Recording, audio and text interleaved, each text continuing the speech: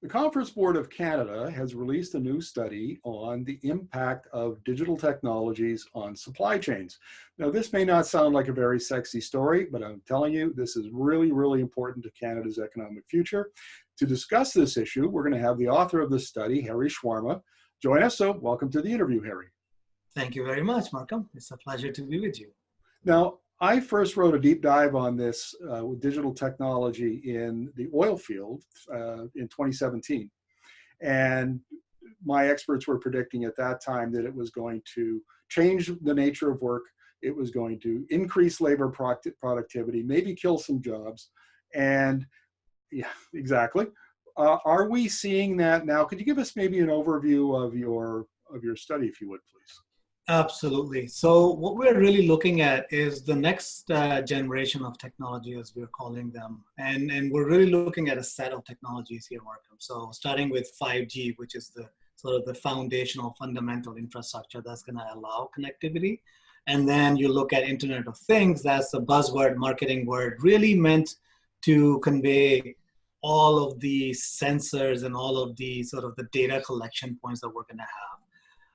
And then to sort of make sense of all of that data and to turn that data into knowledge and into decision-making power, what you really need are, broadly speaking, artificial intelligence delivered through various sort of technologies such as machine learning and so on.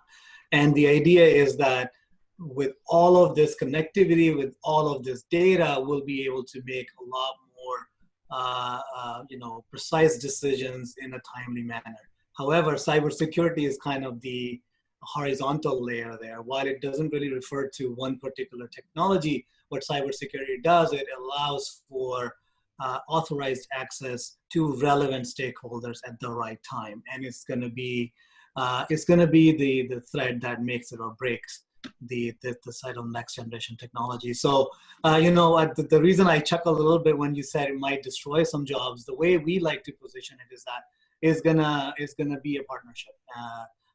The occupations that are most vulnerable, so to say, are also the ones that would be able to leverage the new technology that's coming up and be able to be more productive and more sort of be more empowered to do their jobs in a more effective way. Gotcha. And now, Harry, we'll get to a definition of each one of those technologies in just a moment. Before we do that, you suggested in the study that Canada should take a very strategic approach to this, and we should decide where our comparative advantages, our competitive advantages, and then we should target those sectors of the economy. Could you explain that a bit, please? Absolutely. So as I pointed out in my op-ed, in the 20th century, the Canadian economy really became a service-oriented economy, and that's the way we train our labor force. Those are sort of the fundamentals of how we decide to invest in infrastructure.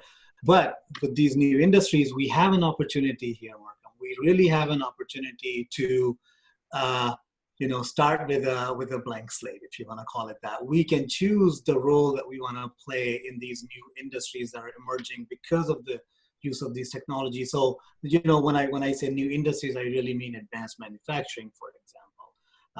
I'm referring to oceans technologies.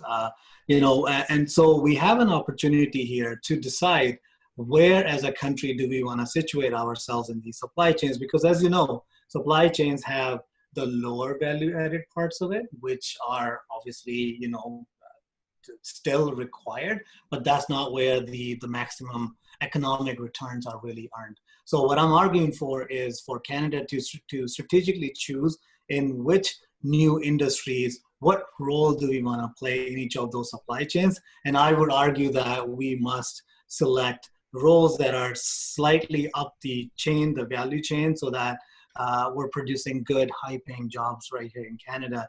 And those are things that we can then actually take globally and gain global market share with those within those new industries. Well, let's talk about 5G networks, because I hear it all the time because of the controversy around Huawei, Chinese technology company. What is a 5G network? Well, 5G is actually kind of a misnomer. It's not really just the next evolution of the 4G, the LTEs. 5G really means that we're going to have almost omnipresent connection. So whether it's your, whether it's your LTE, it's your Wi-Fi, it's your Ethernet over power, it really is one big mesh of all of these different types of connectivities, of course, transmitting data at a much higher speed.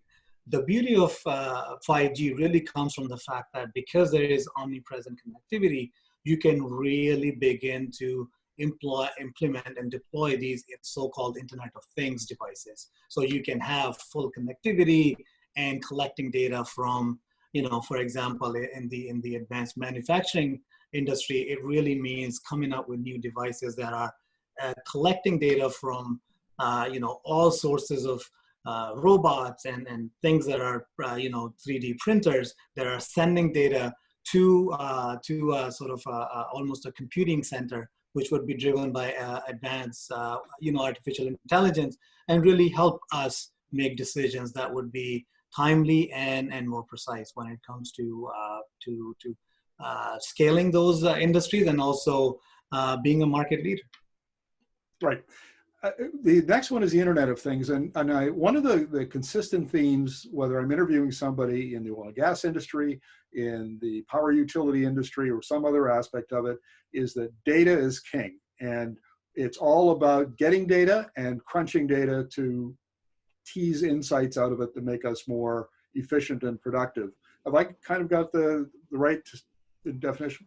Absolutely, Markham. As I just said, the Internet of Things really are spread out sensors, right? So you can start creating what we call digital twins, and that could be done for things as complicated as a mine, for example. You can really replicate a mine with all of its environmental conditions, with all of the sort of the production that's going on, and create a digital twin of it. So you can simulate different types of processes, different types of shocks and stimulus that would be provided, right, to get to the maximal kind of output situation. And I think Internet of Things, whether again it's kind of a marketing buzzword that has really become something that we all use, but it really refers to having the ability to collect data from all sorts of places and turn them into digital systems that we can actually model and simulate in much safer and much cost-effective ways. Now, what about artificial intelligence? Because I assume that then artificial intelligence enabled devices have to get to crunch the data that was collected on the Internet of Things. Right. So artificial intelligence devices are not necessarily the same paradigm of you collect the data and then you bring it to a computing unit. These sort of artificial intelligence technologies are built into a lot of these systems. So the data is flowing constantly through them.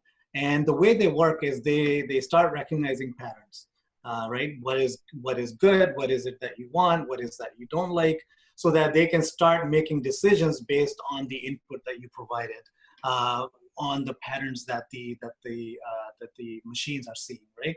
And as I said earlier, humans are going to have a really critical role to play here.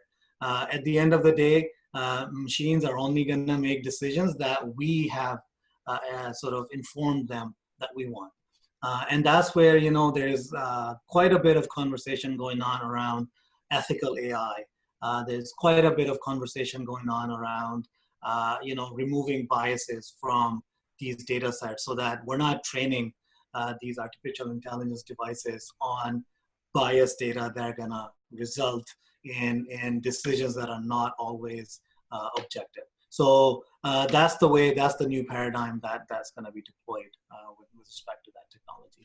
So I can see, Harry, if we've got a robust 5G network that's generating a lot of data that we're collecting, and then we have devices that are crunching data all the time, we've got to protect that from intrusion, and that's where cybersecurity comes in.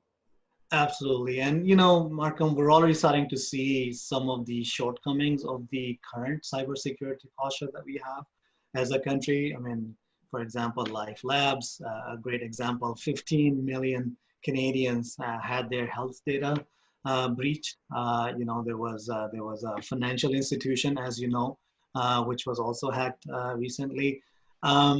Imagine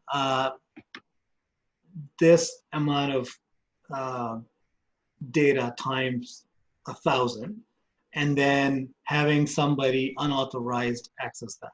And what we have to keep in mind that the future cyber intruders or the malicious actors are not necessarily not humans. They can also be artificial intelligence agents, because the malicious, whether state actors or non-state actors, are training their artificial intelligence machines to hack into our systems that we're creating.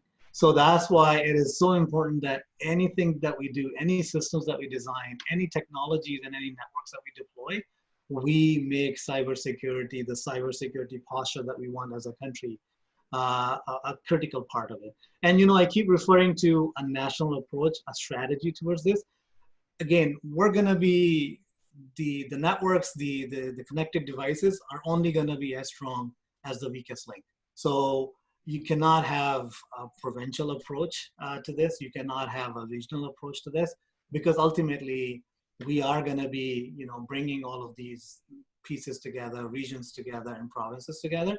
And if we don't start off with the national approach, we're going to end up with a system that has weaknesses all over, and that can be very easily exploited. So that's why, in my blog, as you pointed out earlier, there is a significant focus on a national approach.